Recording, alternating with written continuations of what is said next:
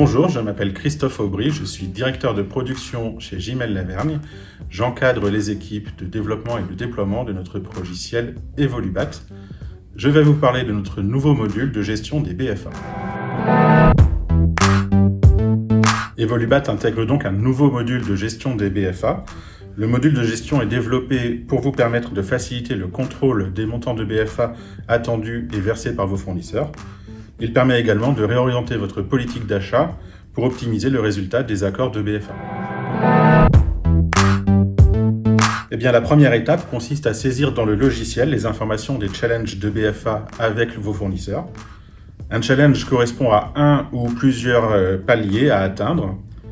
Ensuite, le programme va déterminer jour après jour, en fonction des factures fournisseurs, les paliers qui sont atteints pour chaque challenge. À l'aide de l'historique de l'année précédente, il propose également une projection jusqu'à la fin de l'année.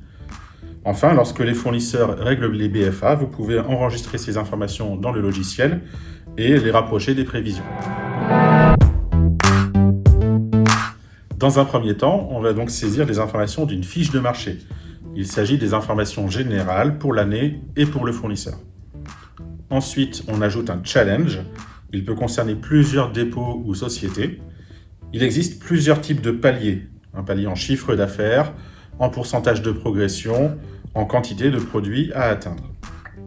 La valorisation du bénéfice du challenge peut être définie en montant, en taux de bonification ou par taux pivot. Le mode de règlement d'un challenge peut être un avoir du fournisseur, une facture à émettre au fournisseur, une compensation par du matériel ou, le cas échéant, un virement par le groupement auquel vous appartenez. Enfin, on détermine les articles sur lesquels porte le challenge en utilisant une sélection d'articles Evolubat. À chaque challenge, on peut associer une liste de contacts, des contacts du fournisseur ou bien des salariés, ainsi qu'une liste de paliers. Le contenu d'un palier dépend du réglage du challenge, le type de palier et la valorisation. Il est tout à fait possible de dupliquer une fiche de marché d'une année sur l'autre. En fonction des règles de votre accord de BFA, le système va identifier toutes les lignes de facture d'achat qui correspondent aux sélections d'articles. Puis il détermine quels sont les paliers qui sont atteints et applique le résultat du calcul. Sur l'écran des BFA, on peut voir le montant d'achat concerné ainsi que le montant de BFA calculé. En utilisant l'historique de l'année précédente, on peut générer une projection du montant d'achat et du montant de BFA pour la fin de l'année.